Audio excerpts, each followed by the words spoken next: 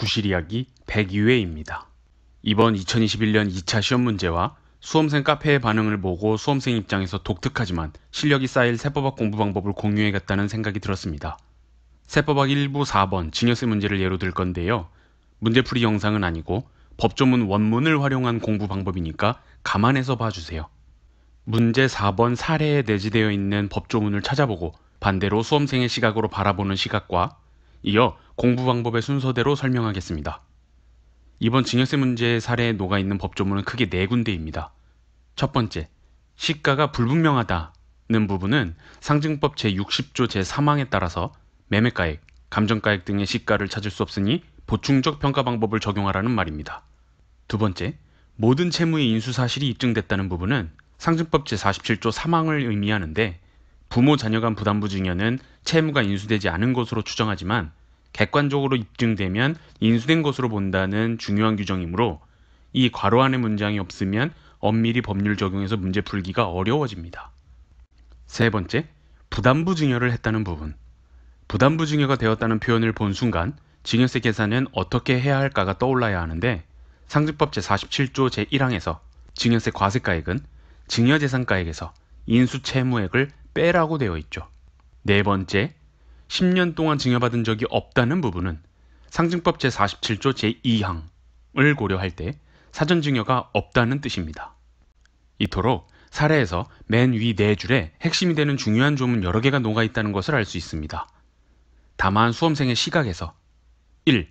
부담부 증여 문제고 2. 사전증여가 없고 3. 증여재산은 보충적 평가를 적용하고 4. 채무는 인수되었구나 정도로 요약할 수 있을 뿐이지 조문상 원문으로 어떻게 쓰였는지 수험생이 알기는 어렵죠. 수험생 대부분은 교재 공부하기도 힘든데 사실 조문까지 봐가며 공부하는 분은 없겠지만 저는 유예 때 이렇게 공부해본 입장에서 그리고 물음 1과 2번을 보고는 법조문을 보면서 공부하는 습관이 이제는 필요하겠다라는 생각이 들어 좀 과한 이야기를 하게 된 겁니다. 카페에서 보니까 물음 2번에서 증여재산 가액과 증여세 과세가액의 차이를 모르는 수험생이 꽤 많던데 세무회계에서 다루지 않으니까 증여세 계산 구조 자체를 모르는구나 싶었습니다. 세법학 교재와 법조문을 병행해서 공부하는 방법은 이렇습니다. 증여세로 예를 들 때 증여세 계산 구조를 먼저 그려놓고 교재에서 각 부분을 공부한 뒤에 법조문을 찾아가 보는 거예요. 세무회계는 세부 규정을 암기하고 숫자를 넣어 세금을 계산하는 과목이니까 뭐에서 뭘 더하고 뭘 빼면 과세표준이고 여기에 세율 곱하면 산출세액이고 이렇게 계산 구조 자체를 외우면 그만인데 증여세법에서는 증여세 몇 조 몇 항, 증여세 납부할 세액은 다음의 계산 구조대로 적용한다. 이런 식으로 되어 있지 않습니다. 구조 안에 모든 세부 항목이 전부 다 글 또는 문장으로 되어 있고 이를 종합해서 더하기 빼기 곱하기 등으로 계산 구조가 짜여지는 것이죠.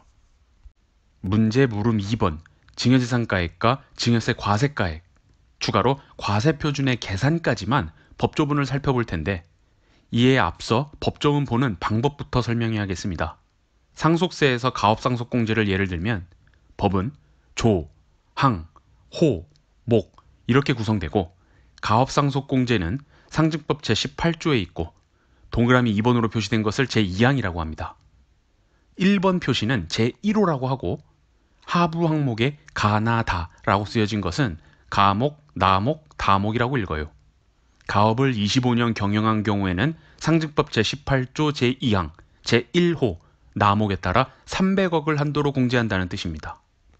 다시 돌아와서 계산구조는 증여재산가액이 가장 먼저 나오고 그 다음은 차가 많은 채무, 가산하는 사전증여 이렇게 되어 있으나 법조문은 이 순서대로 되어 있지 않기 때문에 수험생은 어려울 거예요. 계산구조만을 위한 조문만 추려본다면 크게 증여세 과세가액과 과세표준 규정을 보시면 되겠습니다. 증여세 과세가액 조문은 상증법 제47조에 규정되어 있습니다. 이렇게 문장으로 되어 있는 법조문을 계산구조로 나타내 볼 때 증여재산가액 빼기 부담부 증여 시 인수된 채무 더하기 10년 내 사전증여 재산이 증여세 과세가액이 되는 겁니다. 이어 과세표준의 계산은 상증법 제55조 제1항인데요. 앞서 법 제47조에서 계산한 증여세 과세가액에 증여재산 공제를 빼고 재손실 공제 및 감정평가 수수료를 빼면 과세표준이 됨을 알 수 있습니다. 끝으로 지금까지의 설명을 바탕으로 세법학 공부 방법을 다시 정리해보면 교재마다 다소 차이가 있겠으나 예를 들어 증여재산가액 계산의 일반 원칙 보시는 것처럼 표로 정리되어 있을 거예요. 그럼 교재의 내용대로 공부해서 내 것으로 만드는 과정을 거칠 텐데 이후 하루 날을 잡아서 교재로 공부한 내용을 국가법령정보센터 가서 조문을 직접 보는 겁니다. 선생님이 교재에 이해하기 쉽도록 그려놓은 표가 실제 법조문에는 어떻게 표현되어 있을까 비교 정도 해보는 거죠. 상증법 제31조에서 규정하는데 교재와 조문 원문을 비교함으로써 교재에는 이렇게 요약된 게 조문에는 이렇게 표현되어 있구나 하는 점을 한 번쯤 느껴볼 필요가 있다는 것입니다. 조문을 그대로 외우라는 뜻이 아닙니다. 암기는 교재 또는 요약본으로 해도 되지만 각 세목의 구조를 익히는데 조문을 보는 것이 도움이 되기 때문에 설명한 거예요.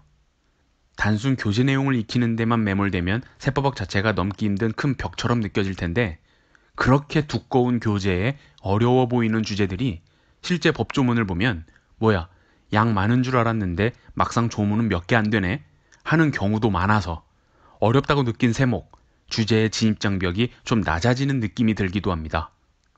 저는 공부할 때 대표적으로 상속세가 그랬습니다. 유예 초반 좀 한가할 때 이와 같이 공부했다면 증여세 물음 2번에서 증여세상가액과 증여세 과세가액의 차이를 몰라 배점 10점이나 되는 문제를 손도 대지 못하는 상황은 발생하지 않았을 것입니다. 저는 이 문제를 보고 너무 실무적이어서 놀랐습니다. 절세 방안으로 쓰이는 사례인데다가 정확하게 답을 쓰려면 물음 1의 저당권 평가 특례뿐만 아니라 사례에 월세가 주어졌기 때문에 임대료 평가 규정도 고려해야 합니다.